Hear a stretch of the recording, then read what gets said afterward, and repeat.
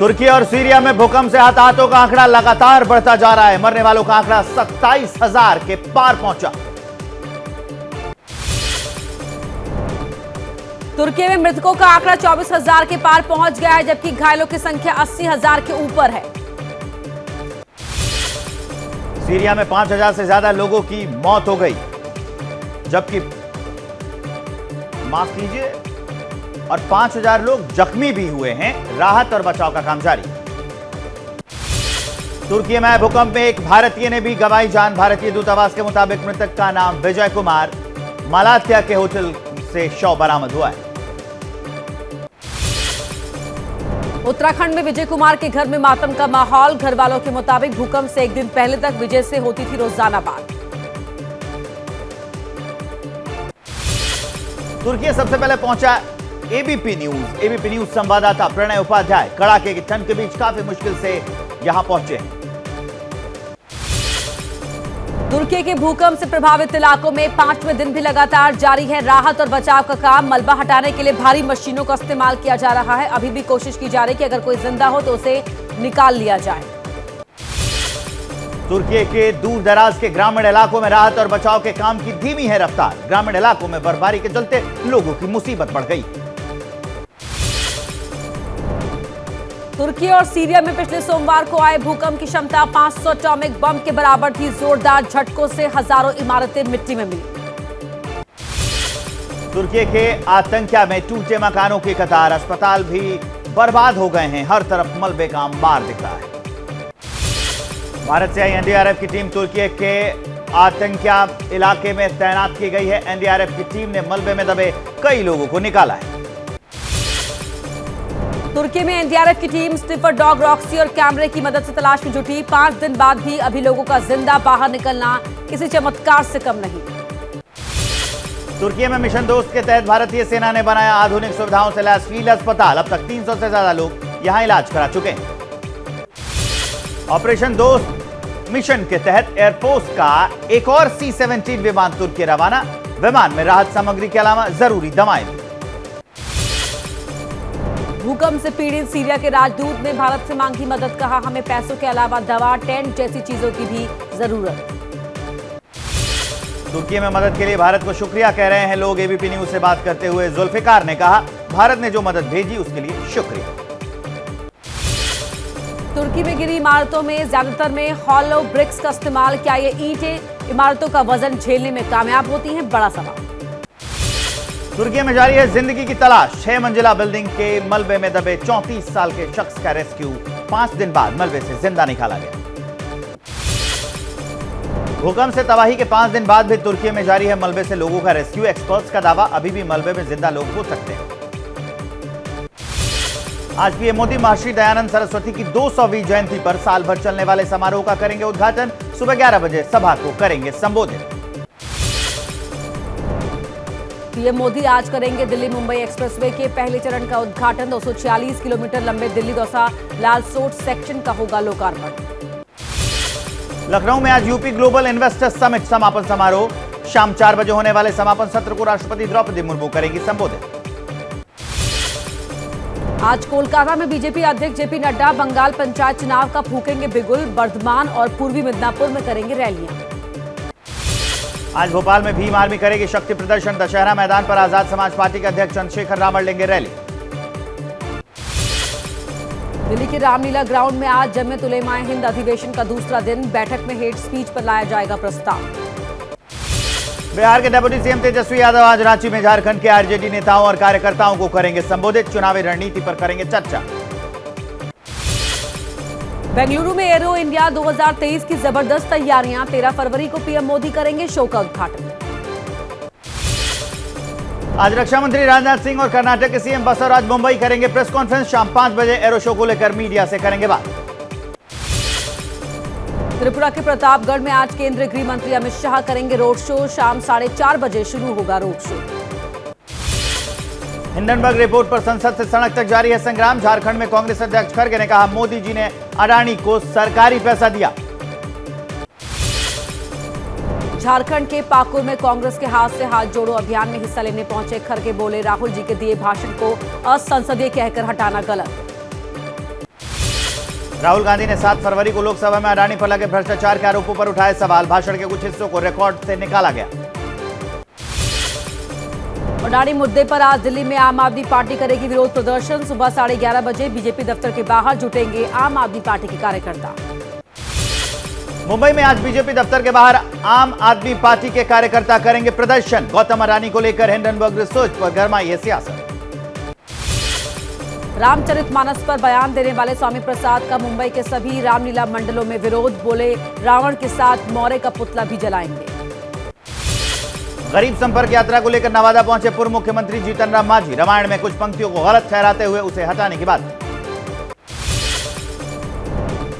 पंजाब में भी शुरू हुई शिक्षा क्रांति। सीएम केजरीवाल ने विदेश से ट्रेनिंग लेकर लौटे सरकारी स्कूलों के प्रधानाचार्यों से की बातचीत।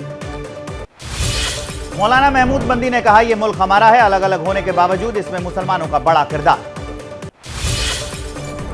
मदनी के बयान पर महंत राजू दास ने कहा, इस्लाम का जन्म 1600 वर्ष पहले हुआ, जबकि सनातन धर्म अनादिकाल से है। मौलाना महमूद बंदी ने कहा, मेरा कनेक्शन इस देश की सरजमी से ना आपके बुलाए आए हैं, ना निकालने को कहने से जाएंगे। अखिल भारतीय हिंदू महासभा का मदनी पर पलटवार। स्वामी चक्रपाणी ने पूछा, इस्लाम बाहर से नहीं आया तो कहां से आया? झूठ नहीं बोलना चाहिए। मदनी के बयान पर बीजेपी अल्पसंख्यक मोर्चा के प्रदेश अध्यक्ष बासित अली का बयान। बोले देश को मजबूत करें, मजहब के नाम पर बयानबाजी नहीं करनी चाहिए।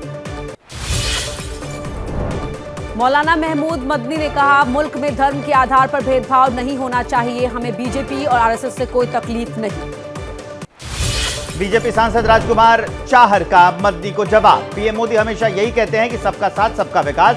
ये देश 140 करोड़ देशवासियों का। स्वामी चक्रपाणी ने मदनी के बयान का दिया जवाब। कहा, भारत जितना भागवत और मोदी जी का है उतना आपका नहीं, फिर भी हम वसुदैव कुटुंबकम मानते हैं। मदनी ने तुर्की को मदद भेजने की तारीफ की। इजरायल से दोस्ती पर कहा, इसका अल्पकालीन लाभ तो मिल सकता है लेकिन लंबे टाइम के लिए लाभदायक नहीं। जमीयत चीफ मदनी के बयान पर ओपी राजभर का पलटवार। कहा, इस्लाम में नहीं थी जाति, इतिहास को जान ले बयान देने वाले। मदनी के सनातन धर्म पर दिए बयान पर बीजेपी एमपी हरीश द्विवेदी का पलटवार। बोले सबसे पुराना धर्म सनातन है, चर्चा में रहने के लिए मदनी ने ऐसा बयान दिया। जमीयत उलेमाए हिंद के नेता सिद्दीकुल्लाह चौधरी का यूनिफॉर्म सिविल कोड पर बयान। बोले इसे लागू करने से पूरे देश में फैलेगी अराजकता। बाहुबली मुख्तार अंसारी की बहू निखत अंसारी गिरफ्तार। जेल में बंद विधायक पति से मिलने पहुंची थी। जेलर समेत 7 पुलिस वाले सस्पेंड भी हो गए। कानपुर में एसपी विधायक इरफान सोलंकी के गैंग की एक और अवैध संपत्ति हुई जब्त। शौकत अली के बेटे की 5 मंजिला इमारत सील की।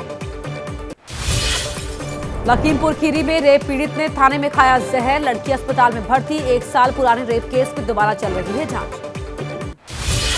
कानपुर में नशे में धुत लड़के लड़कियों ने किया सड़क पर हाई वोल्टेज ड्रामा। पुलिसकर्मियों से मारपीट का है आरोप। युवक गिरफ्तार, केस दर्ज। बरेली में शादी में डीजे पर डांस के दौरान 2 बच्चे में हुआ झगड़ा। आरोपी नाबालिग ने सिर पर मारी कांच की बोतल। अस्पताल में बच्चे ने तोड़ा दम।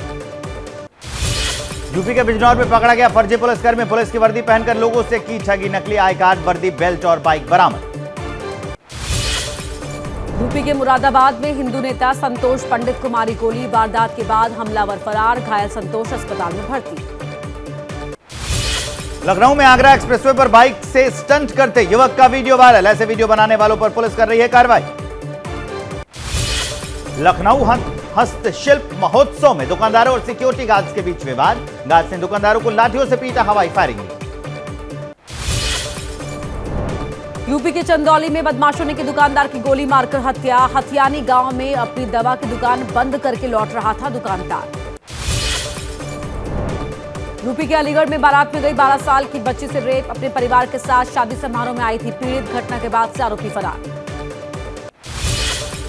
यूपी के प्रयागराज में घर के सामने कुएं में मिला 4 साल की मासूम का शव। संदिग्ध हालत में मौत से हड़कंप। मौके पर पहुंची पुलिस और एसडीआरएफ की टीम। यूपी के ग्रेटर नोएडा में पुलिस और बदमाशों के बीच मुठभेड़। पुलिस की गोली से एक बदमाश घायल, 2 साथी हुए फरार। बिहार के हाजीपुर में एंटी लिकर टास्क फोर्स ने 26 लाख की पकड़ी अवैध शराब। 2 लोग गिरफ्तार। कंटेनर से की जा रही थी शराब तस्करी। बिहार के मुजफ्फरपुर में 3 टाइम बम मिले। बम में लगे थे 2 डिजिटल वॉच। एक की हुई गिरफ्तारी। हिरासत में लिए गए 2 लोगों से पुलिस की पूछताछ। बिहार के मुजफ्फरपुर में कांग्रेस के नेता से मांगी गई 5 लाख की रंगदारी। पैसे न देने पर जान से मारने की धमकी भी दी। मोबाइल खरीदने के बहाने लोगों को ठगने वाले शख्स को मुंबई पुलिस ने किया गिरफ्तार। ग्राहकों को मिलने बुलाता, फिर मोबाइल लेकर हो जाता था रफूचक्कर।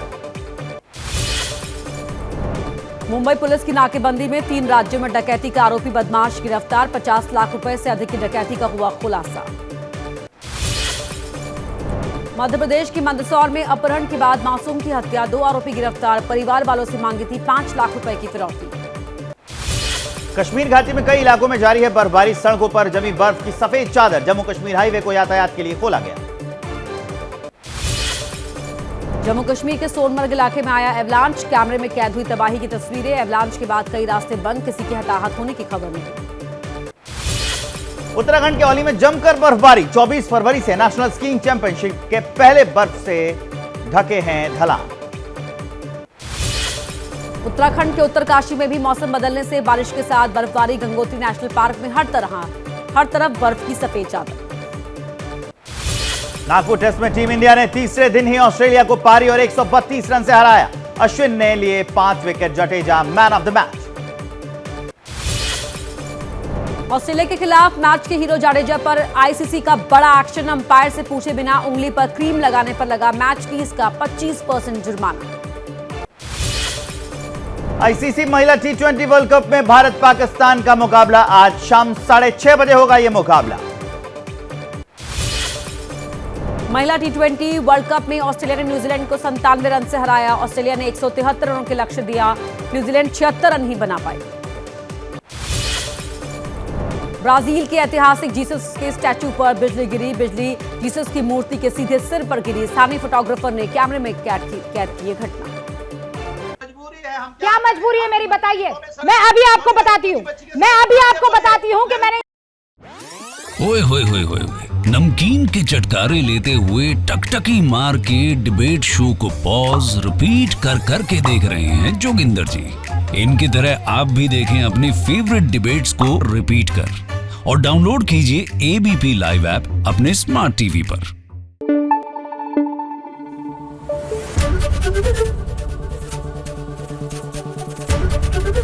एबीपी न्यूज आपको रखे आगे।